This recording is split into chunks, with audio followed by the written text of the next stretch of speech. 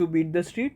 मैं हूँ सी सुदर्शन भंडारी और आज हम बात करने वाले हैं एक स्मॉल कैप एनबीएफसी कंपनी की जो कि एसएमई स्पेस में है और इसमें यहाँ पे कुछ है मल्टीपल थीसिस ट्रिगर्स एंड यहाँ पे ये एक इंटरेस्टिंग कंपनी है जिस पे आप बेट कर सकते हैं for a long term if you want to bet on the MSME sector in India. Okay, so इस वीडियो में हम स्टार्ट करेंगे और हम जानेंगे इसमें क्या क्या सारी चीज़ें हैं। We will discuss all and everything about this particular company UGRO Capital जिसका नाम है। ओके, सो इस वीडियो में हम लोग पहले उसका बिजनेस जानेंगे, वो करती क्या है, उसमें क्या यूनिक है, फिनेंशियल्स क्या बोलते हैं, वैल्यूएशंस क्या है, इंडस्ट्री में क्या क्या चीज़ें हो रही है, what are the important things you need to keep in mind and what are the antithesis. Since the topic is very comprehensive ये वीडियो थोड़ा लंबा हो सकता है, बट मैं आपसे रिक्वेस्ट करूंगा आप ये वीडियो ज़रूर एंड तक देखें। अगर आप हमारे चैनल पर पहली बार आ रहे हो तो प्लीज़ चैनल को ज़रूर सब्सक्राइब करें और ज़्यादा से ज़्यादा शेयर करें। चलिए यहाँ स्टार्ट करते हैं यूग्रो कैपिटल के बारे में। तो Ugro capital is being an NBFC focus on MSME small business and startups और एंटरप्राइजेस को लोन देने वाली कंपनी है ये। It's a non deposit taking NBFC. Non deposit taking NBFC का मतलब होता है जिसको फंडिंग आप डिपॉजिट्स उसमें कस्टमर यहाँ पे डिपॉजिट्स नहीं जमा करा सकता है। फॉर एग्जांपल जब आप बैंक में जाते हो तो आप अपनी डिपॉजिट बनवाते हो, एफडी या फिर सेविंग्स अकाउंट खुलवाते हो, या फिर आप बजाज फाइनेंस में आप एफडी खुलवाते हो, तो वो आप इसमें नहीं कर सकते। ये डिपॉजिट टेकिंग एनबीएफसी नहीं है। डिपॉजिट टेकिंग और नॉन डिपॉजिट टेकिंग एनबीएफसी में एक मेजर फर्क होता है कॉस्ट ऑफ फंड्स का। जब आप डिपॉजिट करते हो तो आपको जो इंटरेस्ट रेट मिलता है लगभग 7 to 8% के आसपास मिलता है। वहीं पे अगर आप बैंक से लोन लेने जाओगे, अगर एक एनबीएफसी बैंक से लोन लेती है या फिर कमर्शियल पेपर्स वगैरह के थ्रू लेती है तो उसका इंटरेस्ट रेट होता है 10%। That's why this is a big problem in non deposit taking NBFCs. Okay, so ये जो यूग्रो कैपिटल है ये नॉन डिपॉजिट टेकिंग है and it's backed by Religare enterprises. एक एनबीएफसी हुआ करती थी जो अब भी है, but that has gone into some problems and scams and everything. उनके एक्स सीईओ ने इस कंपनी को यहाँ पे स्टार्ट किया है। ठीक है, तो इसकी बात अगर अपन करें तो ये basically it has been started its operation in December 2018 के आसपास। ठीक है, अब यहाँ पे इनका मेन मिशन क्या है, solving the unsolved. Basically India में एसएमई क्रेडिट की अवेलेबिलिटी में जो गैप है वो $600 बिलियन का है। Okay, and UGro wants to make 1% market share, that is they want to build a loan book of 20,000 crore rupees. ठीक है, उसके अलावा यहाँ पे कंपनी का एक और फोकस है on tap financing. On tap financing क्या होता है, आज आप मान लीजिए क्रोमा स्टोर्स में गए और आपको आईफोन खरीदना है और आपको हाथ की हाथ बजाज फाइनेंस से वो फाइनेंस हो जाता है, उसको बोलते हैं ऑन टैप फाइनेंसिंग। वैसे ही यूग्रो कैपिटल क्या करना चाह रहा है कि जैसे ही बिजनेस एक स्मॉल कंपनी एसएमई को एमएसएमई को कोई भी बिजनेस मिलता है, बड़ा ऑर्डर मिलता है, उसको हाथ की हाथ वो फाइनेंस कर दे। Okay, so turnaround time of giving a loan and approving the loan and disbursing the loan should be minimal so that business can use it in a optimal manner. उसके अलावा यहाँ पे अगर अपन देखें तो इनकी एक कोर चीज़ ये है कि इन्होंने क्रिसिल के साथ बैठ के पूरे 180 सेक्टर्स को एनालाइज किया था, 20 सेक्टर्स को ड्रिल किया, देन फाइनली दे अराइव्ड कि ये 9 सेक्टर्स हैं जिन पे इन्हें फोकस करना है। ये इनके कस्टमर बेस बनेंगे, इन 9 सेक्टर्स को ही ये लैंड करेंगे। Okay, so this is a good thing about this business. Will discuss more in detail. अगर अपन उनकी हिस्ट्री जानते हैं तो हिस्ट्री के बारे में अगर मैं आपको बताऊं तो ये 1819 के आसपास यहाँ पे इंस्टीट्यूशनल और पी इन्वेस्टर से पैसा उठा के कंपनी ने जो इनके सीईओ हैं मिस्टर नाथ, उनके साथ ये कंपनी को स्टार्ट किया गया। Then they raise around 5,000 lakhs again the NCDs and everything, then they raise around 7,000 lakhs in again NCD issue. Okay, company लगातार अपने पैसा उठाया जा रही बाजार से because they want to build a loan and they want to grow. Importantly यहाँ पे जो मैंने आपको बताया था ये वैरायटी ऑफ लोन्स देती है। अब इनके मेन प्रोडक्ट्स क्या है, इनके एक मेन प्रोडक्ट है prime secured. Prime secured basically prime MSMEs जो प्रीमियम एमएसएमईज हैं उनको लोन देना, देन प्राइम अनसिक्योर्ड, फिर ये लोन अगेंस्ट प्रॉपर्टी देती है, मशीनरी लोन्स देती है, अनसिक्योर्ड बिजनेस लोन देती है, सप्लाई चेन फाइनेंसिंग देती है। सप्लाई चेन फाइनेंसिंग आप कह सकते हो a kind of a working capital loan and other allied activities के लिए। फिर उसके बाद इनका एक और जो इंपॉर्टेंट बिजनेस जो बनता जा रहा है वो है को लेंडिंग का। को लेंडिंग एग्जैक्टली होता क्या है वो अपन डिटेल में समझेंगे, बट मैं आपको एक सादी भाषा में अगर इसको समझाऊं तो को लेंडिंग ऐसा होता है कि एक NBFC for example Ugro capital जो है वो लोन लेके आएगी। ठीक है, मान लीजिए वो उन्हें 100 करोड़ का लोन मिला उन्हें, ठीक है, एक कस्टमर मिला जिसको 100 करोड़ का लोन चाहिए आई am just giving a hypothetical example, ठीक है। अब वो 100 करोड़ के लोन के लिए एनबीएफसी बोलती है कि हम आपको 20 करोड़ देंगे, ठीक है। हमारी हमारी बुक से जो फंडिंग होगी 20 करोड़ की होगी, और जो 80 करोड़ की फंडिंग होगी वो एक बैंक से करवा लेते हैं, ठीक है। तो ये होता है को लेंडिंग का मॉडल, इसको अपन और डिटेल में समझेंगे। ये एक बहुत ही इंपॉर्टेंट मॉडल है। आप कह सकते हो कि एनबीएफसी के लिए एक असेट लाइट बिजनेस मॉडल है को लेंडिंग का, ठीक है। तो उसके लिए उन लोगों ने मल्टीपल पार्टनरशिप्स कर रखी है, लगभग 10+ को लेंडिंग पार्टनरशिप्स कर रखी है। और फिर ये लोग फिनटेक वगैरह के साथ भी पार्टनरशिप करते हैं, जहाँ पे ये लोग इनको डिस्ट्रीब्यूशन में हेल्प करता है, ठीक है। तो ये सारी चीज़ें। Then company wants to build a business of a lending as a service. Okay, so lending as a service क्या होता है?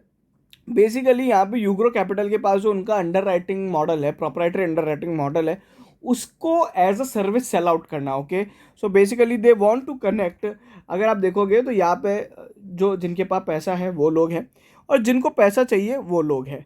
और यूग्रो बोल रहा है कि हम क्या करेंगे, हमारे पास लेंडिंग पार्टनर्स हैं, हमारे लेंडिंग लेंडर्स हैं, और हमारे पास कुछ डिस्ट्रीब्यूशन प्लेटफॉर्म्स है, जिसके थ्रू हम लोग लेंडर्स को और बोरोवर्स को कनेक्ट करेंगे through help of our data underwriting, जिस कॉल्ड यूग्रो ग्रो 2.0, ठीक है। तो ये एक लैंडिंग एज ए सर्विस हो गई। इसमें जनरली एक, अगर आपने देखा होगा, कॉमन सोर्स ऑफ इनकम होता है, फी इनकम मिलता है, ठीक है। फी इनकम और डिस्ट्रीब्यूशन काइंड ऑफ इनकम मिलता है, तो ये एक अच्छा बिजनेस होता है। अब इसके अंदर बेसिकली अगर आप लैंडिंग एज ए सर्विस के अंदर देखोगे तो यहाँ पे एनबीएफसी जो इन्वॉल्व हो रहा है उसकी रिस्क मिनिमल होती है, बट कि जो लोन दे रहा है एक्चुअल में, जिसका फंड कर रहा जा रहा है, वो सबसे ज़्यादा रिस्क होता है। तो इसके अंदर क्रेडिट कॉस्ट वगैरह नहीं आती है। It's a kind of a service activity rather than a lending activity. Okay, so this is the important. तो यूग्रो की अगर अपन बात करें, उसमें अभी क्या चल रहा है, उसके क्या की हाइलाइट्स है। लगभग 6,000 करोड़ का एयूएम है। ये the data is old one, ठीक है। अभी लेटेस्ट जो डेटा है 6,000 करोड़ के आसपास का हो गया है। 38,000 कस्टमर्स है, 95+ ब्रांचेस हैं, 1,500+ एम्प्लॉयज़ है, 65 इनके लैंडिंग पार्टनर्स हैं, और कुछ परसेंटेज ऑफ बुक, आज 35% of the percentage of the book AUM है, विच इज़ बेसिकली को लैंडिंग। फिर इनके ग्रो पार्टनर्स हैं 1,000+, जिसके थ्रू ये लोग लोन वगैरह डिस्ट्रीब्यूट करने का काम करते हैं। Then there are anchors and OEMs. ये लोग क्या होते हैं, ओईएम्स वगैरह क्या होते हैं? मान लीजिए अशोक लेलैंड है, अशोक लेलैंड के लिए एक कंपनी है, एक ऑटोमोबाइल कंपनी है जो अशोक लेलैंड को कोई पार्ट सप्लाई करती है, तो उनके साथ टाइप कर लिया। टाटा मोटर्स के ओईएम्स यानी सारे वेंडर्स के साथ टाइप कर लिया, ठीक है। तो वो होता है। जैसे कि अगर आपने देखा होगा, बहुत सारे आजकल लैंडिंग प्लेटफॉर्म चलते हैं कि ये एक सेलर है जो फ्लिपकार्ट पे बेचता है, तो फ्लिपकार्ट के साथ टैप कर ले कि आपके जितने भी वेंडर्स होंगे जिनको आप सर्विस लेते हो या जिनके साथ आप डील करते हो, उनको हम लोग पैसा लेंड करने को तैयार है। इसके पीछे रीज़न क्या है, ओईएम्स और एंकर्स पे क्यों फोकस किया जा रहा है? बिकॉज ओईएम और एंकर की क्वालिटी पे सामने वाला वेंडर या फिर जो उनका कस्टमर है, और जो यूग्रो का कस्टमर बनेगा, बोरोवर बनेगा, उसकी क्रेडिट क्वालिटी इंपैक्ट करती है। जितना अच्छा बड़ा बिजनेस से आप एसोसिएट हो गए, उतना आपका बेसिकली क्रेडिट प्रोफाइल अच्छा होगा। और इनका जो ये ग्रो 2.0 जो स्कोर है, ये काफ़ी ऑटोमेटेड है, इसके बारे में भी अपन बात करेंगे। बट बेसिकली अगर अपन देखें तो ये क्या बोलते हैं, they want to become a benchmark of underwriting in SME, ठीक है। ये इनका उनकी सीईओ ने बोला था, ठीक है। Then it's they also called it's a magic sauce Coke formula, ठीक है। These are the narratives they have given, I am just trying to say. अच्छा, एक और इंपॉर्टेंट बात है कि जो ग्रो 3.0 इनने अभी पायलट किया है, जिसके अंदर जीएसटी वगैरह को भी इंक्लूड कर दिया है, ठीक है। They have incorporated GST data as well. तो बोरोवर का जीएसटी डेटा भी आपको देखने को मिलेगा, और वहाँ पे आप उसके बेसिस पे भी आप लैंड कर सकते हो। और ये लगभग 25,000+ पैरामीटर्स को एनालाइज करके यहाँ पे लोन देता है। इसके अंदर जो एवरेज डिफॉल्ट रेट आया है वो अभी लगभग 0.30% के आसपास आया है, ठीक है। सो अभी अगर अपन देखें, अच्छा मैं इसको आपको कंपैरिजन के लिए बता देता हूँ, इनका जो अभी लगभग जीएनपीए रेशियो है वो 1.5% के आसपास है। अगर जैसा ये बोल रहे हैं ग्रो 3.0 आ जाएगा, तो हो सकता है ये एनपीए रेशियो लगभग लेस देन 1% पे तो आ जाए, ठीक है। So this is what exactly they want to. Then it's a 100% data and tech driven underwriting process. तो यहाँ पे multiple data and technology and analytics के थ्रू करते हैं। इसमें बहुत सारी चीज़ें को आप, जैसे कि मैंने आपको बताया, 25,000+ पैरामीटर्स को यूज़ करके बनाया जाता है, ठीक है। और इसके अंदर मेन बात यह है कि इनका जो अंडर राइटिंग बिजनेस मॉडल है, ग्रो 3.0 या 2.0 भी, ये काफ़ी ज़्यादा इंडस्ट्री के अंदर एक्सेप्टेड मॉडल है। दैट्स वाई आप देखोगे तो इनकी को लैंडिंग बुक बढ़ती जा रही है। को लैंडिंग जब आप करते हो ना, तो एसबीआई आपके अंडर राइटिंग बिजनेस मॉडल पे या फिर अंडर राइटिंग प्रिंसिपल्स पे बिलीव कर रहा है। If they are not comfortable, they will not going to enter a co-lending partnership with you, ठीक है। तो जैसे जैसे इनका को लेंडिंग बिजनेस बढ़ता जाएगा वैसे वैसे आपको समझ में आएगा कि जो इनके को लेंडिंग पार्टनर्स हैं वो इनके अंडर राइटिंग बिजनेस मॉडल को एक्सेप्ट करते हैं या फिर उसके रूल्स एंड पैरामीटर्स को एक्सेप्ट करते हैं। दे ऑल्सो थिंक कि इनका अंडर राइटिंग प्रोसेस एकदम परफेक्ट है, ठीक है। So this is one case. Then यहाँ पे अगर आप देखोगे तो ये वापस वो बताया कि उनने कैसे एआई और मशीन लर्निंग के थ्रू इनने पूरे अपने ग्रो 3.0 को बेसिकली ऑटोमेट कर रखा है। ओके, यहाँ पे प्रॉब्लम क्या होता है कि अंडर राइटिंग फ्रेमवर्क एक एमएसएमई के अंदर बिल्ड करना it's a problem. Why? Because it's a heterogeneous. आज मान लीजिए मैं एक टायर सेलर को अप्रोच करता हूँ लोन देने के लिए, वहीं पे मैं एक रेस्टोरेंट सेलर, एक रेस्टोरेंट है उसको मैं लोन देने के लिए अप्रोच करता हूँ। They both have a different kind of data, और वो डेटा हेट्रोजेनस होगा। ये कंपनीज नहीं हैं जिनका सारा डेटा बैलेंस शीट इंडेस के एक पर्टिकुलर फॉर्मेट या फिर आरबीआई या सेबी के पर्टिकुलर फॉर्मेट के हिसाब से होगा। They have a heterogeneous format of data and this is the biggest challenge. उसके अलावा इनका डेटा सही है या नहीं है, प्लस वो इनका डेटा कितना अपडेटेड है, ठीक है, और कितना रेगुलर उनको डेटा मिल सकता है। That are the biggest challenges in the underwriting of the SMEs, ठीक है। But company has imbibed data backed approach not only in underwriting but also the facets of the business. तो इनके अगर आप देखेंगे तो major business data analytics पे होते हैं। Even they select branches in this way only, ठीक है। तो ये पिन कोड वाइज एनालिसिस करके ही इनके ब्रांचेज और पोर्टफोलियो को ये लोग एनालाइज करते हैं। So this is how the company is working, ठीक है। तो ये इनके कुछ फिनटेक प्लेटफॉर्म्स है जहाँ पे ये अपना लोन डिस्ट्रीब्यूट करते हैं। ये सप्लाई चेन प्लेटफॉर्म्स वगैरह होते हैं जिन पे यहाँ पे लैंडिंग कार्ड वगैरह हो गया, डिजिटल लेंडर्स हो गए, उनके साथ पार्टनरशिप करके करते हैं। फिर कुछ एनबीएफसीज है जिनके साथ ये लोग पार्टनरशिप करके रखते हैं, तो उसके अंदर भी ये लोग करते रहते हैं। ये बेसिकली इनको हेल्प करता है कि कैसे आप अपना लोन डिस्ट्रीब्यूशन को बढ़ा सकते हैं। So this is the main purpose of entering a partnership, ठीक है। Then it's a technology stack. अब ये लोग क्या क्या यूज़ कर रहे हैं, तो ग्रो प्लस है जो मीडियरीज है इनके, बेसिकली डेट सर्विस एजेंट्स वगैरह हो गए, कलेक्शन एजेंट्स वगैरह हो गए। Then it's a grow direct जो इनका D2C ऐप है जहाँ पे आप लोग डायरेक्ट लोन ले सकते हो, ठीक है। Then there is a grow extreme जहाँ पे पार्टनरशिप्स और एनबीएफसीज के लिए एक प्लेटफॉर्म है। Then there is a called grow chain, ये इनका सप्लाई चेन वाला प्लेटफॉर्म है जो इनको हेल्प करता है। So these are all the kind of distribution platforms from how the companies doing all those things, ठीक है। देन अगर अपन देखेंगे तो ग्रो 2.0 जो है इनका एक अंडर राइटिंग टूल है, उसका अभी तक का कैसा हिस्ट्री रहा है, ठीक है। तो अगर मैं आपको बताऊं यहाँ पे ये लोग क्या बोलना चाह रहे हैं, ये जो स्लाइड है बहुत इंपॉर्टेंट है। 30% DPD in last 6 months. 30% DPD यानी डीपीडी यानी डेज पास ड्यूज, मतलब कितने लोगों ने 30 दिन तक पैसा नहीं चुकाया even after the due date. तो अगर जिनने इनको ए रेटिंग दिया था उसमें कितने तरह के लोन हैं, तो अगर आप देखोगे तो यहाँ पे जो डिसबर्स वाला अमाउंट है केवल 2% लोन ऐसे हैं जिनने 30 डेज से ज़्यादा लोन नहीं चुकाया है इन लास्ट 6 मंथ। फिर सिमिलरली 90% डीपीडीज है, मतलब एनपीए कितने हो रहे हैं 1%, which is in line with the companies even NPA also, ठीक है। यहाँ पे आपको डेटा ये वेरीफाई होता है, कंपनी जो क्लेम कर रही है नैरेटिव्स में और जो उनका एक्चुअल एनपीए आ रहा है वो यहाँ पे आपको वेरीफाई होता हुआ दिखेगा, ठीक है।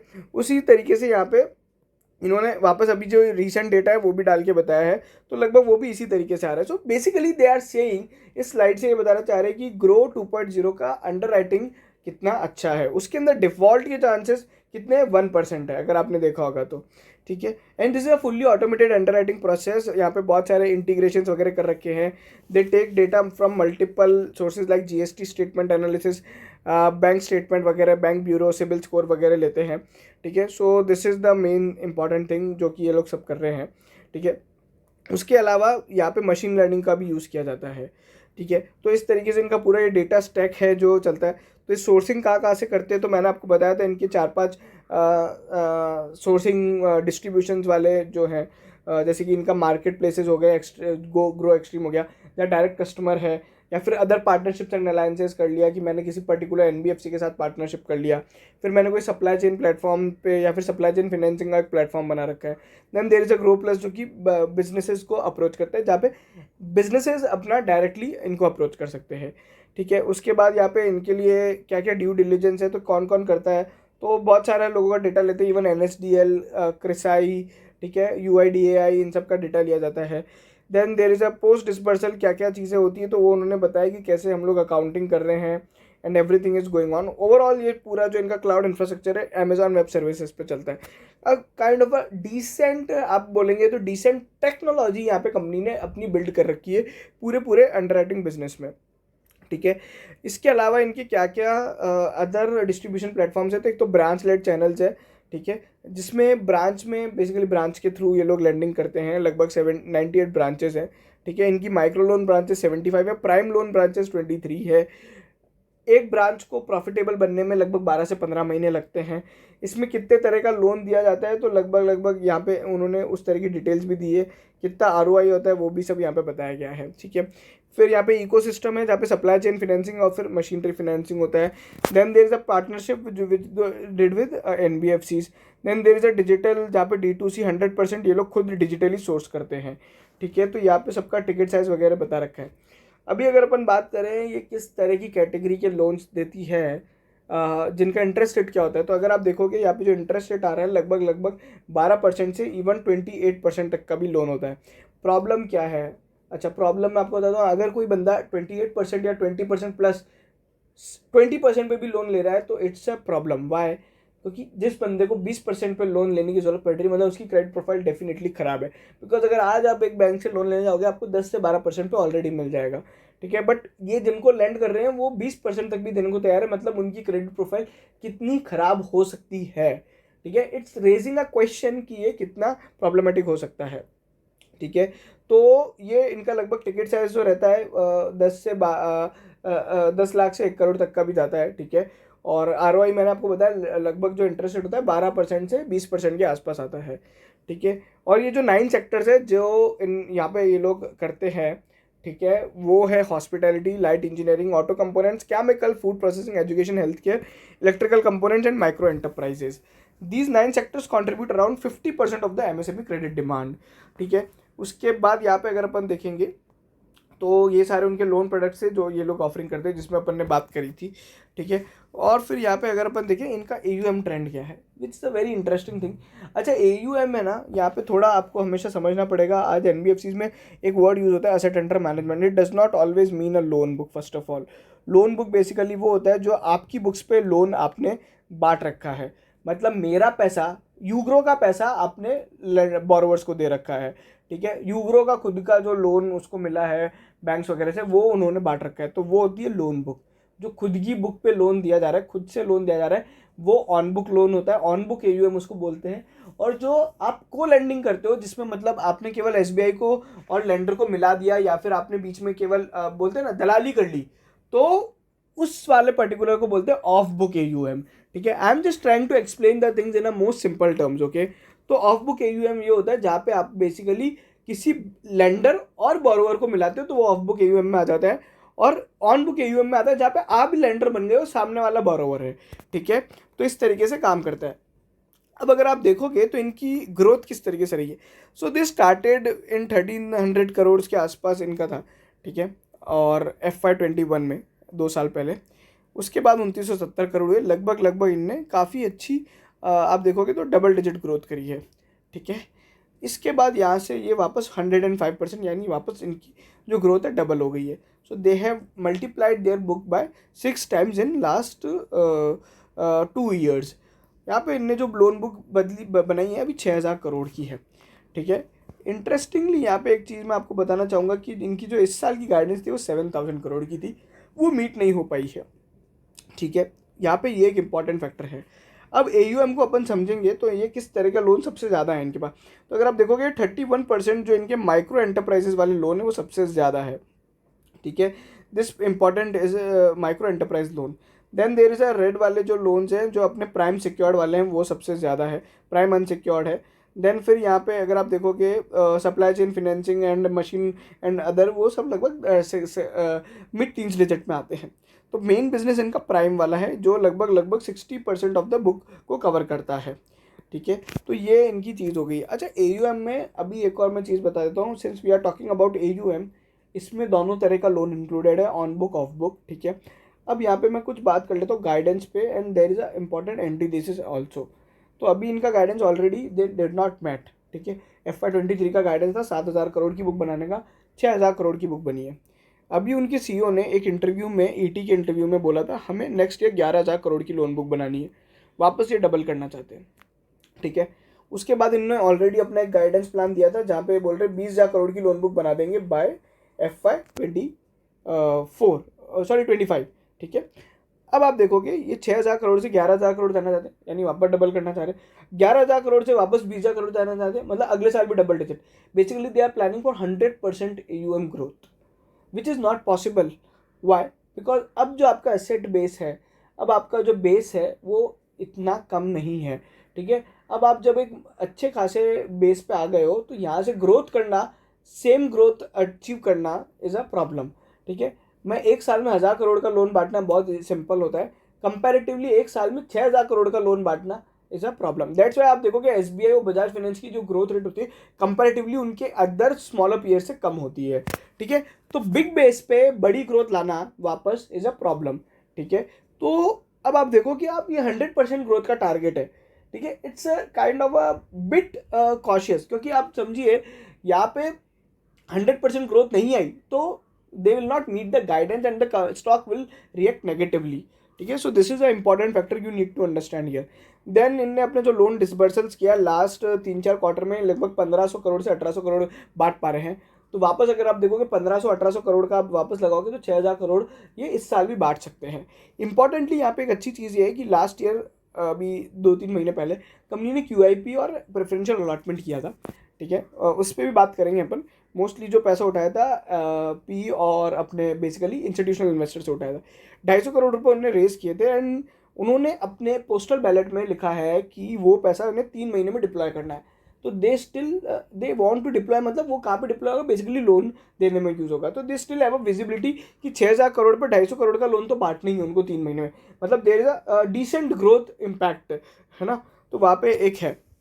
बट ये जो लोन डिसबर्सल्स वगैरह है वो मैंने यहाँ पे उसका ट्रेंड डाला है कि किस तरीके से इनके लोन डिसबर्सल्स चलते आए हैं। देन यहाँ पे लोन बुक का diversification is a very very important thing, ठीक है। हमेशा आपको देखना चाहिए जोग्राफिकल डाइवर्सिफिकेशन एक बहुत इंपॉर्टेंट फैक्टर होता है। अभी आपने देखा था इंडस्ट्री, कौन कौन सी इंडस्ट्री को देते हैं, यानी सेक्टर मिक्स, ठीक है, वो अपन ने डिस्कस किया था। Then there is a geographical diversification, तो ये मोस्टली साउथ और वेस्ट रीजन में दे रहे हैं, ईस्ट और नॉर्थ साइड नहीं दे रहे। अगर आप देखोगे वेस्ट में there is a company called Bandhan bank, ठीक है, वो वेस्ट बंगाल और ईस्ट साइड ज़्यादा फोकस्ड है। बट वहाँ पे जब भी प्रॉब्लम आती है they get into a lot of big problems, ठीक है। अगर आपकी एक भी स्टेट में कुछ भी अजीब चीज़ होती है, लेट्स से रायट्स हो जाते हैं, ड्रॉट आ जाता है, कोई भी फ्लड आ जाता है, अर्थक्वेक आ जाता है, it will impact your loan book, ठीक है। फिर सारे बंदे वहाँ पे डिफॉल्ट करते हैं। तो जोग्राफिकल डाइवर्सिफिकेशन कभी नहीं होना चाहिए, it should be, sorry, geographical concentration नहीं होना चाहिए, जोग्राफिकल डाइवर्सिफिकेशन होना चाहिए, ठीक है। तो वो एक इंपॉर्टेंट चीज़ होती है कि आपका लोन बुक डाइवर्सिफाइड होना चाहिए। जैसे अभी भी आप देखोगे ना तो इनका जो मेन है वो प्राइम सिक्योर्ड और अनसिक्योर्ड पे ही सबसे ज़्यादा चल रहा है, तो वो भी कंसंट्रेशन थोड़ा गलत है, तो वो भी थोड़ा धीरे धीरे ट्रैक करना चाहिए कि वो कंसंट्रेशन कैसे कम करना चाहिए, ठीक है। Now comes to the most important factor, loan book की क्वालिटी क्या है। Okay, so I will tell you loan book की क्वालिटी क्या बोलती है। तो अगर आप देखोगे लोन बुक की क्वालिटी ये है कि इनका जो GNPA 1.7% है और NNPA 1.1% है, ठीक है। This is the most important thing. अच्छा, GNPA NNPA को मैं ज़्यादा एक्सप्लेन नहीं करूँगा, बट प्रोविजन कवरेज रेशो क्या बोलता है, बेसिकली आपके अगर 100 करोड़ के NPA हैं उस पर आपने कितने करोड़ का प्रोविजन बना रखा है वो बोलता है प्रोविजन कवरेज रेशो, यानी 38 करोड़ का आपने प्रोविजन बना रखा है।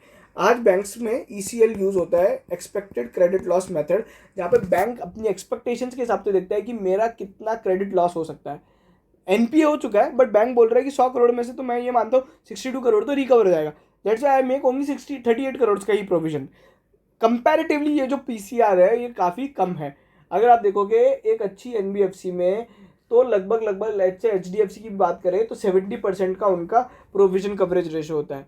अगर आप कंपनी ज़्यादा प्रोविजन बना देती तो उसकी प्रॉफिटेबिलिटी हिट हो जाती, और यू कैन से कि यहाँ पे बफर नहीं है, ठीक है। ज़्यादा अगर लोन्स चले गए NPA में और ज़्यादा मतलब लोन रिकवर नहीं हो पाए तो यहाँ पे इतना बफर नहीं है बैलेंस शीट के अंदर, ठीक है।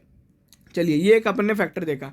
Then there is a important factor, अगर अपन समझे कि एक आपका स्टेज 1, स्टेज 2, स्टेज 3 क्या होता है। तो स्टेज 3 तो आपकी स्टैंडर्ड असेट्स होती है। स्टेज 2 जो होता है बेसिकली, स्टेज 1 आपकी स्टैंडर्ड असेट्स हो गई, ठीक है, जिसमें कोई डिफ़ॉल्ट नहीं है। स्टेज 1 जो होता है जिसमें लगभग 30 डेज से 90 डेज तक का प्रॉब्लम है, उनने 30 डेज से ज़्यादा हो गया है, उनने पैसा नहीं चुकाया, बट 90 डेज से कम है। स्टेज 3 यानी एनपीए 90 डेज से ज़्यादा हो गया है, तो वो यहाँ पे दे रखा है। लगभग आप देखोगे 3.8% के आसपास इनका स्टेज 2 और स्टेज 3 में आता है। Then will talk about a collections ratio, ठीक है। अब यहाँ पे अगर आप देखो कलेक्शन एफिशिएंसी जिसको बोलते हैं, तो एक बहुत इंपॉर्टेंट है, यही अपन समझेंगे। मेरे को इस महीने 100 करोड़ रुपए ड्यू होने वाले थे, मैंने कितने कलेक्ट कर लिए पैसा, 93, तो मेरा कलेक्शन एफिशिएंसी कितना हो गया, 93%, ठीक है। This is what they called, ठीक है। अगर आप देखोगे हर महीने कुछ ना कुछ जा रहा है, क्या ये इंडस्ट्री स्टैंडर्ड के हिसाब से लगभग हिसाब से है, ठीक है, इतना मिस आउट होता है। अब एक और होता है total collections divide by current month. तो अब ये क्या होता है, पिछले महीने के ड्यूज कितने थे, पिछले महीने या फिर अभी तक के ड्यूज कितने थे, और अब मैंने उसमें से कितना रिकवर किया है, तो ये एक चीज़ बताती है। तो वो लगभग 98% है। तो मतलब आप ये समझें, इससे तो आपको पता पड़ रहा है आप कितना कितना रिकवर कर पा रहे हो, हर महीने का जितना ड्यू हो रहा है बराबर रिकवर कर पा रहे हो या नहीं कर पा रहे हो। सेकंड वाले चार्ट से आपको ये पता चल रहा है कि पुराने भी कितने रिकवर हो रहे हैं। मान लीजिए मेरा 100 करोड़ तो इस महीने का रिकवरी होने वाला था, प्लस मेरा 20 करोड़ पुराना बाकी था। अब 120 करोड़ पे मैं 98% पैसा रिकवर कर लिया है, okay, so which is the fair enough. इससे आपको ये पता चल रहा है कि आपके जो ओवरड्यू अमाउंट भी है ना, वो रेगुलरली आपके वहाँ पे डिफ़ॉल्ट होता है, ठीक है, आप टाइम पे नहीं चुका पाते हो, बट उसके एक टाइम के बाद 30 डेज 60 डेज के बाद उसको पैसा मिल रहा है, ठीक है। ऐसा नहीं है कि 90 डेज के बाद भी उनको पैसा नहीं मिल रहा है, बट उनको थोड़ा डिले होके मिल रहा है, बट मिल रहा है, ठीक है। तो ये एक इंपॉर्टेंट फैक्टर होता है। अच्छा, इनकी बुक कितनी सिक्योर्ड है, 70% of the year book is secured by what, any kind of thing. इनका एलटीवी जो चलता है, लोन टू वैल्यू रेशियो होता है 50 to 70%। Loan to value ratio समझ लेते हैं, मेरी 100 करोड़ की लैंड है, उस पर मेरे को लोन टू वैल्यू कितना मिलेगा, मतलब लोन कितना मिलेगा, 70 करोड़ का, ठीक है। तो ये होता है आपका लोन टू वैल्यू रेशियो, ठीक है। तो this is an important factor. Then अगर ये फिनटेक के साथ जो इनकी लैंडिंग वगैरह होती है, उन पर 20% FLDG होता है, यानी फर्स्ट लॉस गारंटीड होता है, ठीक है। तो आप यहाँ पे ये देख लीजिए, बेसिकली 20% तक का जो लॉस होगा वो फिनटेक प्लेटफॉर्म इनको गारंटी करके देता है, FLDG जिसको बोलते हैं। तो वो एक और यहाँ पे बफर होता है, जैसे उनको मतलब आपको रिकवरी में हेल्प होता है, ठीक है। Then it's a most important thing, asset liability management. ये बहुत लोग फोकस नहीं करते हैं, बट यहाँ पे अपने को फोकस करना बहुत ज़रूरी है। असेट लायबिलिटी मैनेजमेंट आपको ये बताता है आपके नेक्स्ट पर्टिकुलर अमाउंट में कितने आपके इन्फ्लोज होने वाले हैं, उसके अगेंस्ट में आपके एक्सपेक्टेड आउटफ्लोज क्या है, ठीक है। तो अगर आप देखोगे आपको इसको कैसे पढ़ना चाहिए, अगर आप देखो तो यहाँ पे कितने कितने इन्फ्लोज इनके हो रहे हैं, उसके अगेंस्ट में कितने कितने आउटफ्लोज होने वाले हैं, ठीक है। तो आप यहाँ पे इसको बराबर देखोगे तो ये लगभग मैच होता है। ALM में प्रॉब्लम क्या होती है, अगर आपने ILFS में देखा होगा तो असेट लायबिलिटी मिसमैनेजमेंट हुआ था। उनकी जो असेट्स थी, उनने लोन दिए थे बड़े बड़े 10 ईयर्स के, 20 ईयर्स के, हायर मेच्योरिटी के, बट उनकी जो लायबिलिटी थी वो लेसर मेच्योरिटी की थी। लायबिलिटी ड्यू हो गई, बट उनने जो लोन दे रखा है वो ड्यू नहीं हुआ है, ठीक है। वो कभी मिसमैच नहीं होना चाहिए। तो ये आपको वो चीज़ बताती है कि कितना आपका ALM में मिसमैच है, ठीक है। मेरे को कितना पैसा उनसे रिकवर करने वाला हूँ और मैं उस महीने में कितना पैसा देने वाला हूँ, तो ये कभी मिसमैच नहीं आना चाहिए, ठीक है। And Rajiv Jain also said in of the MD and CEO of Bajaj finance कि दे आर वेरी हैप्पी कि उन्होंने कभी ALM को अनेक्शन नहीं माना। They keep it on the top of it their presentation, they always give the top priority to the ALM। इसमें भी अगर आप देखोगे बहुत सारी NBFCs होती है जो साल में केवल एक बार ALM निकालती है, इंक्लूडिंग यूग्रो कैपिटल, ठीक है। ये इन्होंने अपने लास्ट एनुअल रिपोर्ट में डाला था, they don't public it on a quarterly basis in their investor presentation, ठीक है। So definitely there are something some kind of a disclosure which can be improved in the company, ठीक है। तो ये अपन को यहाँ से समझ में आया ALM में किस तरीके से चीज़ें चल रही है, ओके। देन यहाँ पे अगर अपन देखेंगे, एक और चीज़ मैं आपको बता दूँ जो इस कंपनी में नहीं है बट आपको समझने के लिए बहुत इंपॉर्टेंट होता है, वो है basically right offs. Right offs कब होते हैं, तो राइट ऑफ बेसिकली जब आपका एक लोन NPA होने के बाद आप उसको जब राइट ऑफ मानने तो बेसिकली आप राइट ऑफ कब तब करते हो जब आपका कोई कलेक्शन का चांस नहीं है, ठीक है। इसके कारण क्या होता है, आपकी लोन बुक भी कम हो जाती है और आपके प्रोविजंस भी हट जाते हैं। It's a very smart trick, will not discuss that in detail, but basically आप ये कह सकते हो आपका लोन बुक भी खत्म हो जाता है, साथ में उससे रिलेटेड GNPS भी खत्म हो जाते हैं, ठीक है। मान लीजिए मेरी बुक्स में 10,000 करोड़ के लोन्स है जो NPA हैं, मैं 10,000 करोड़ के वो लोन भी जीरो कर दिए लोन बुक से, ठीक है, और मैंने नीचे NPA भी जीरो कर दिए, क्योंकि अब मेरा लोन ही नहीं रहा तो मैं नीचे NPA भी जीरो कर दूंगा, मेरी जो NNPA रेशो है वो अपने आप ऑटोमेटिकली कम हो जाएगा, ठीक है। तो ये राइट ऑफ्स होता है, इसका थोड़ा ये ऑफ बुक हो जाता है एडजस्टमेंट, और इसका ट्रैकिंग इतना ज़्यादा नहीं होता है। होपफुली इस कंपनी के अंदर अभी तक कोई खास राइट ऑफ्स नहीं है। I have check for last 2 years, यहाँ पे कोई राइट ऑफ नहीं था। अच्छा, पैसा कहाँ से उठाती है यूग्रो कैपिटल, देती कहाँ पे ये अभी तक अपन ने देखा, उनको पैसा किधर से मिलता है। यूग्रो कैपिटल के साथ एक प्रॉब्लम रही है अभी तक, उन्होंने इक्विटी फंड रेजिंग पे ज़्यादा फोकस किया है। They have raised around 950 crore of equity in last 4 years and they recently raise around 240 plus 100 crore, around 340 crore rupees. So 340 plus 1250 crore अगर आप देखोगे तो लगभग 1250 करोड़ रुपए उनने उठाए हैं, और इन्हें 6,000 करोड़ की लोन बुक उस पर डेवलप करी है, ठीक है। मोस्टली इनकी जो इक्विटी अभी जो इनकी फंडिंग हुई है इक्विटी से ज़्यादा हुई है, दैट्स वाई इस कंपनी का ROE कम है, ठीक है, क्योंकि आप इक्विटी पे ज़्यादा फोकस कर रहे हो, आप डेट से नहीं कर रहे हो, क्योंकि आप जितना डेट लेते जाओगे ना आपका उतना ROE बढ़ता जाएगा, ठीक है, आपका तभी इक्विटी वालों को पैसा ज़्यादा अर्न करने को मिलेगा, ठीक है ना। तो वो एक यहाँ पे प्रॉब्लम है, ROE कम है।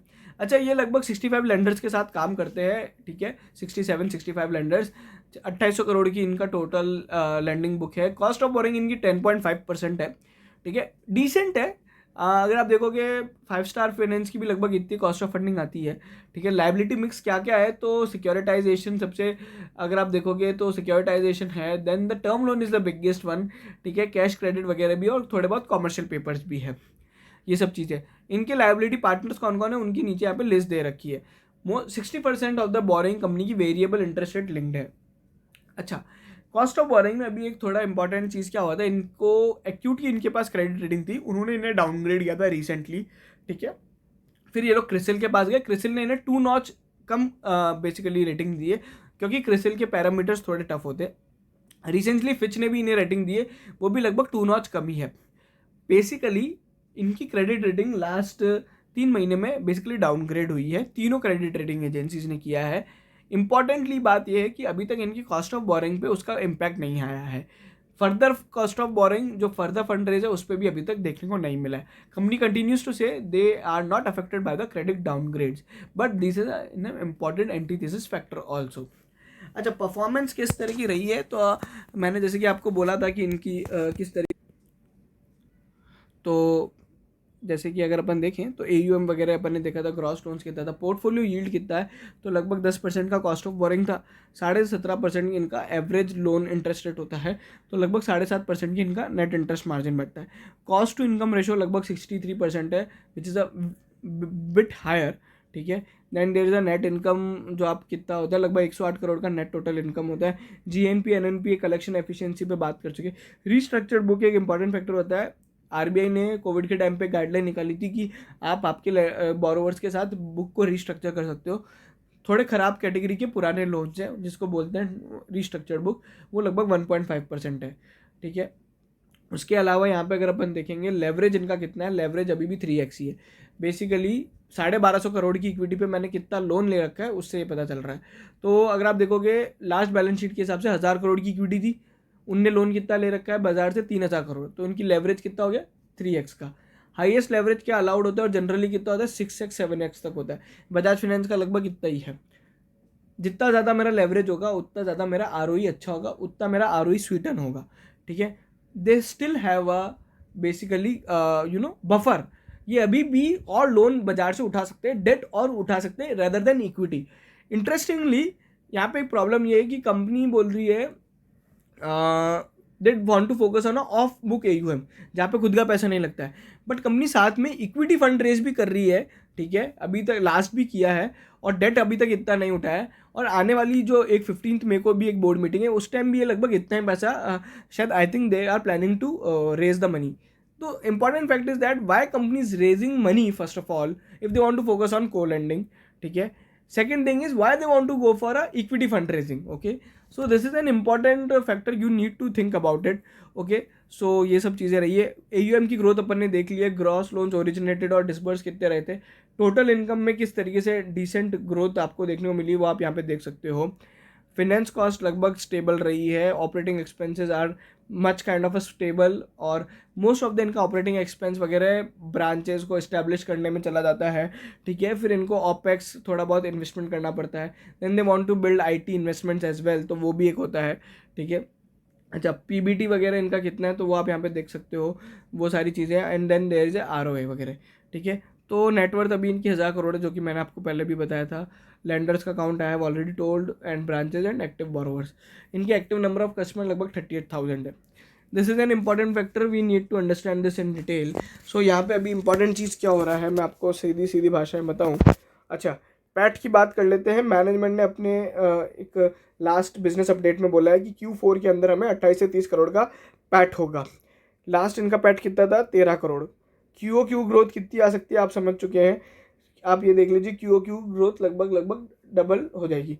आप जब देखोगे तो ये जब CNBC वगैरह पे चलेगा तो वहाँ पे जो ग्रोथ रेट आएगी वो लगभग 100% की ग्रोथ रेट आएगी, ठीक है। तो this is N management expectation, not anything else, ठीक है। तो ये 28 से 30 करोड़ का मैनेजमेंट का पैट है। अच्छा, मैं इसमें आपको एक चीज़ जो दिखाना चाह रहा हूँ वो थोड़ा इंपॉर्टेंट है, ठीक है। अच्छा, प्री ऑपरेटिंग प्रोविजन प्रॉफिट जो होता है, बेसिकली बैंक्स के केस में ऑपरेटिंग इनकम होती है। 90 करोड़ की मेरी प्री ऑपरेटिंग प्रॉफिट हुआ, मेरी क्रेडिट कॉस्ट 40 करोड़ रुपए चलेगी। 50% मेरा पैसा कहाँ चला गया? प्रोविजंस, NPAs, ठीक है, और राइट ऑफ या फिर any other kind of provisions में चला गया, ठीक है। I am making 50% of the जो मेरा पैसा है जो मैंने कमाया है वो मैंने प्रोविजन में डाल दिया। और ये मेरा जो प्रोविजन बन रहा है मेरी केवल ऑन बुक AUM पे ही बन रहा है, ऑफ बुक AUM पे तो हम प्रोविजन बनाते भी नहीं है। दिस इज अ कंसर्न, ठीक है। बहुत बड़ा अमाउंट आपने एबिटा का या फिर आप बोलते हैं ऑपरेटिंग इनकम का आपने प्रोविजन में डाल दिया। क्रेडिट कॉस्ट वहाँ पे बहुत ज़्यादा होगी, लगभग 1.5% इनकी क्रेडिट कॉस्ट आती है, ठीक है। तो दैट्स वाई अगर आप देखोगे तो यहाँ पे वो दे रखा है टोटल इनकम कितना है, percentage of gross book AUM का 20% है। उसमें से प्री ऑपरेटिंग जो आता है इनका 4% आता है, और पैट यहाँ पे 1.1% ही मार्जिन बैठता है।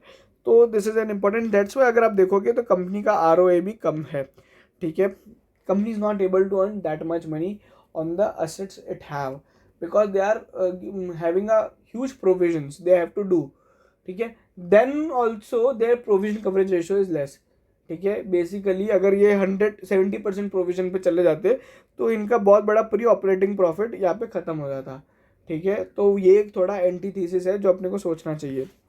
अच्छा, गाइडेंस क्या है, मैं आपको गाइडेंस भी समझा देता हूँ। गाइडेंस कंपनी ने क्या दिया है, अभी लास्ट Q3 की बात करें, 5,000 करोड़ की लोन बुक थी, 20,000 करोड़ की लोन बुक बनाना चाहते हैं। ऑफ बुक AUM 35% से 50% ले जाना चाहते हैं, ठीक है। नेट टोटल इनकम और कॉस्ट टू इनकम रेशो का अच्छा खासा गाइडेंस दिया है, दे वांट टू रिड्यूस। अच्छा, कॉस्ट टू इनकम रेशो आपको कैसा रिड्यूस होगा, बिकॉज जैसे जैसे आपका बिजनेस मैच्योर होता जाएगा, ऑपरेटिंग लेवरेज चालू होता जाएगा, मेरी एक ब्रांच से बहुत बड़ा बिजनेस आने लग जाएगा, तो उसके कारण मेरा OPEX कम हो जाता है, ठीक है। और फिर यहाँ पे पैट की जो गाइडेंस है वो भी आप यहाँ पे देख सकते हो। ROE जो यहाँ बोला जा रहा है 18% का ROE है, इंपॉर्टेंट फैक्टर है जो आपको यहाँ पे ट्रैक करना चाहिए। लेवरेज अभी भी company is not aggressively growing its debt profile, 3.8x का ही लेवरेज दिया है। डिसेंट गाइडेंस है, बट मैंने आपको समझाया था लोन बुक के अंदर गाइडेंस में कहाँ पे प्रॉब्लम आ रही है, ठीक है।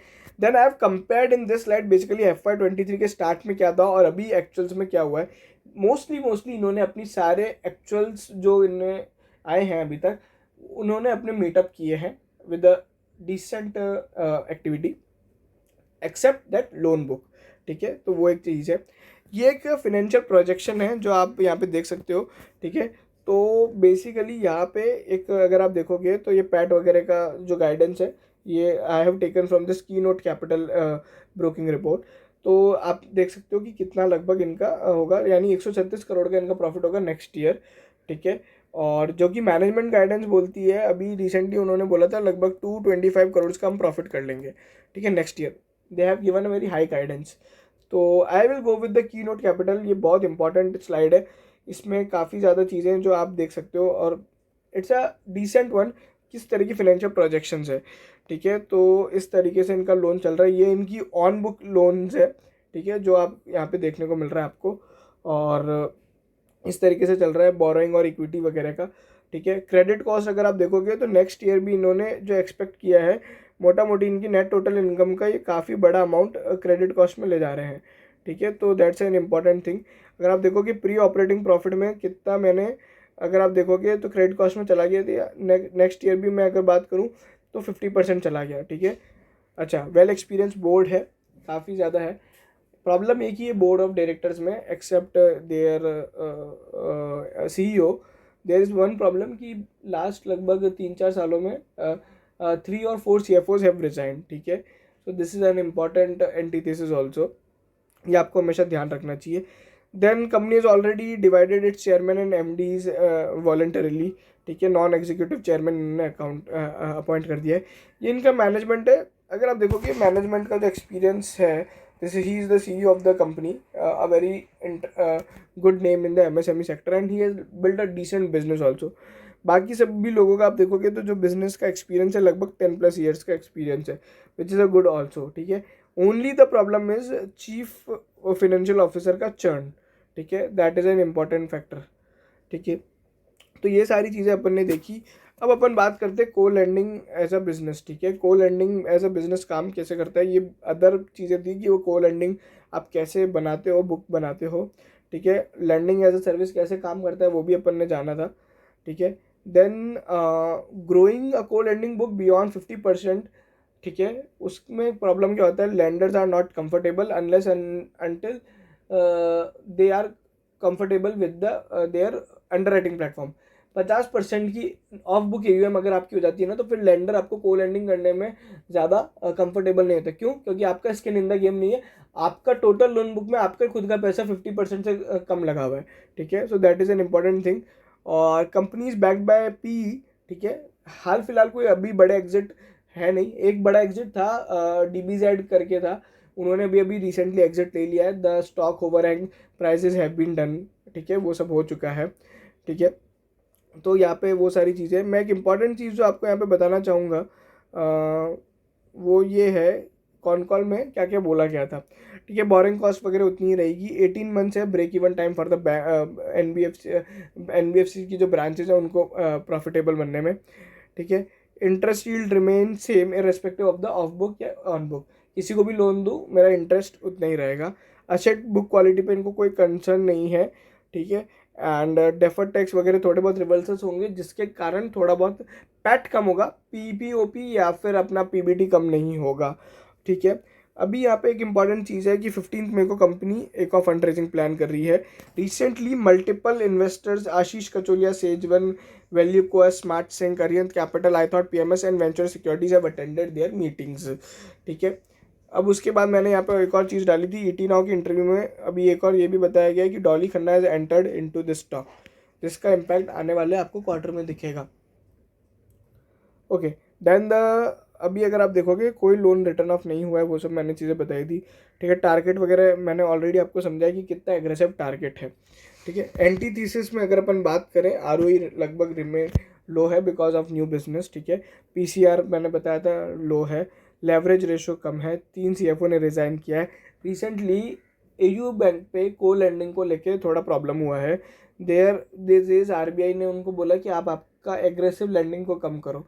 RBI is trying to stop banks और stop NBFCs from doing aggressive lending, ठीक है। वो अभी एक RBI का कंसर्न है। Also co lending as a structure is also under RBI scrutiny as per BQ prime report. अगर इस तरह का कोई भी नेगेटिव रूलिंग आता है, रेगुलेटरी एक्शन होता है को लैंडिंग पे, या कोई भी इंक्रीज रेगुलेटरी एक्शन होता है, तो then it will be a problem, ठीक है। DBZ वगैरह मैंने आपको बता दिया है। ALM disclosures can be strengthened, ठीक है। Jio financial services and Bajaj finance का, पहली बात तो जियो फाइनेंशियल का आना इस सेक्टर के अंदर, दूसरा बजाज फाइनेंस का माइक्रो फाइनेंस के अंदर आना is also a antithesis point, ठीक है। कंटिन्यूस इक्विटी डाइल्यूशन, बार बार फंड रेज कर रही है, is also a problem, because अभी तो आपको लोन बुक ग्रो करनी, ठीक है, बट मार्केट जनरली क्या बोलता है, ज़्यादा इक्विटी डाइल्यूशन करने से ओल्ड इन्वेस्टर्स के इक्विटी उस कंपनी में कम होता जाता है, ठीक है। वो जनरली मार्केट उसको अप्रिशिएट नहीं करता है। पीयर कंपैरिजंस की बात करें तो इनका 5 स्टार बिजनेस फिनेंस है, जिसके साथ एक ठीक ठाक बिजनेस है, but 5 star is a very matured business. उनके साथ मेन क्या है, उनका लेवरेज बहुत हाई है, पहली बात तो ये, ठीक है। तो अगर आप देखोगे जो उनका डेट टू इक्विटी का रेशो है, ठीक है, वो 0.98 है, ठीक है। इसमें इंपॉर्टेंट चीज़ ये है कि इनको बिजनेस बनाने में लगभग 15 साल लगे हैं, ठीक है। तो that is an important thing.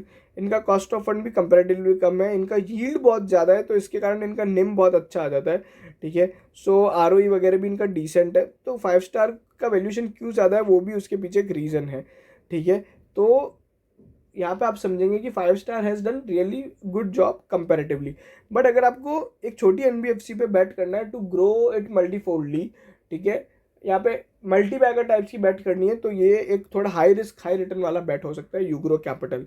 Comparatively हमने AU के साथ भी कंपेयर किया है, वो और अच्छी NBFC है इस पर्टिकुलर सेक्टर के अंदर, ठीक है। तो यहाँ पे ये सारी चीज़ें हो गई। देन बेसिकली यहाँ पे इंडस्ट्री डेटा है जिस पे मैं ज़्यादा बात नहीं करूँगा, ठीक है। Overall there are favourable policies by the government also, ठीक है, वो सब चीज़ें हैं यहाँ पे। बट एक इंपॉर्टेंट चीज़ मैं यहाँ पे आपसे डिस्कस करना चाहूँगा इस कंपनी का वैल्यूएशन पे। तो वैल्यूएशन अगर आप देखोगे तो अभी इसका जो वैल्यूएशन है कंपनी का लगभग लगभग आप कह सकते हो फेयरली वैल्यूड है, ठीक है। But there is still things are left in terms of the events they are going to play out, ठीक है। तो अभी यूग्रो का लगभग पी रेशो है, आई थिंक इसका जो पी रेशो था 50 के आसपास है। PB रेशो इसका लगभग लगभग वापस 1 के आसपास आ जाएगा कंसिडरिंग इनने फंड रेज किया है, ठीक है। NBFCs में PB रेशो एक बहुत इंपॉर्टेंट फैक्टर होता है, वो हमेशा आपको देखना चाहिए। लेस देन 2 का जो PB होता है वो जनरली अच्छा माना जाता है to bet on the company, ठीक है। अभी जो इसका भाव चल रहा है 200 रुपये चल रहा है अगर आप देखोगे, ठीक है, 200 रुपये का भाव चल रहा है।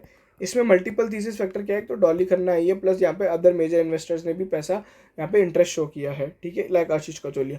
सेकंड थिंग इज कि इनने जितनी भी फंड रेजिंग करी थी PE वाली से 4 साल पहले भी और अभी रिसेंटली, सब लगभग 150 से 170 के रुपये पे हुई है। तो you still have a comfort, आपको 30 रुपीज़ एक्स्ट्रा देना पड़ रहा है, स्टिल हैव अ कम्फर्ट, ठीक है। तो यहाँ पे ये सारी चीज़ें होती है। अगर ये ग्रोथ उस तरीके की ला पाते तो definitely the stock can perform really well going forward. इसमें कुछ एंटी थीसिस हैं, ठीक है, and there are reasons why it comparatively trade at a less valuation, ठीक है। बट वहाँ पे अगर अपन देखेंगे, अगर ये अपनी मेन इनका गाइडेंस है जो इनने अचीव कर लिया, ठीक है, और इनने अपनी क्रेडिट कॉस्ट को थोड़ा बहुत कंट्रोल कर लिया, ठीक है, लोन बुक में कोई बड़े हिकअप्स नहीं आते हैं, तो यहाँ पे ये stock can do really well. And important thing is कि अभी जो NBFCs है MSME है बहुत अच्छी चल रही है। मोस्ट इंपॉर्टेंट पार्ट इज 3.5 साल में कोई बड़ा क्राइसिस नहीं आया है। कोविड आया था जब इनका खुद का एक बिजनेस बिल्ड हो रहा था, इनके पास लोन बुक थी नहीं कि जहाँ पे हिट आए। इनका मेन बिजनेस बना है कोविड के बाद। अब इस तरह का क्राइसिस वापस आता है, लाइक IL&FS आया था, हाउसिंग फाइनेंस क्राइसिस हुआ था, then there is another all those 2008 की मंदी आई थी, तब आपकी लोन बुक सीजनड आउट होती है। इनने अभी कोई बड़ा क्राइसिस नहीं देखा इनकी लोन बुक ने। इनको भी नहीं पता है कि लोन बुक में कितनी प्रॉब्लम आ सकती है जब क्राइसिस आएगा।